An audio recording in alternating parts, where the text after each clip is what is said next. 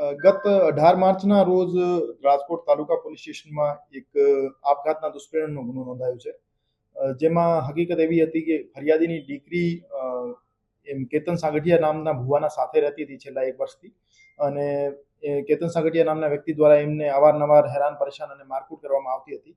એના લીધે ગઈ 13 માર્ચના રોજ આ બેન ઝેરી દવા પી ગયા હતા અને એના કારણે એમનું મૃત્યુ નિપજેલ.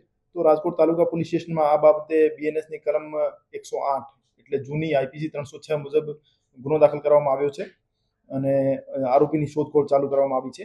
આરોપી વિરુદ્ધ અગાઉ પણ ગુના દાખલ થયેલા છે, જેમાં અગાઉ 376D નો ગુનો દાખલ થયેલો હતો, પણ એમના વિરુદ્ધ ચાર્જશીટમાં 323 અને 498 એ કલમ રાખવામાં આવી હતી અને 306 નો ગુનો પણ અગાઉ પણ જે કેતન સાગઠિયા છે એમના વિરુદ્ધ દાખલ થયેલો છે.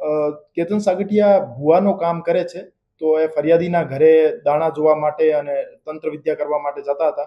તો એના લીધે ફરિયાદીનું કહેવું છે કે મારી દીકરીને એમના દ્વારા વશમાં કરી લેવામાં આવી હતી, પર તપાસ દરમિયાન શું સામે આવે છે જોવાનું છે. હાજી, એમનો ગુનાહિત ઇતિહાસ છે, જે રીતે મેં કીધું એના વિરુદ્ધ એક આઈપીસી 306 નો ગુનો દાખલ થયેલો છે, એના ઉપર 376D ના આક્ષેપો લાગેલા છે, તો અગાઉ પણ એમનો ગુનાહિત ઇતિહાસ રહ્યો છે.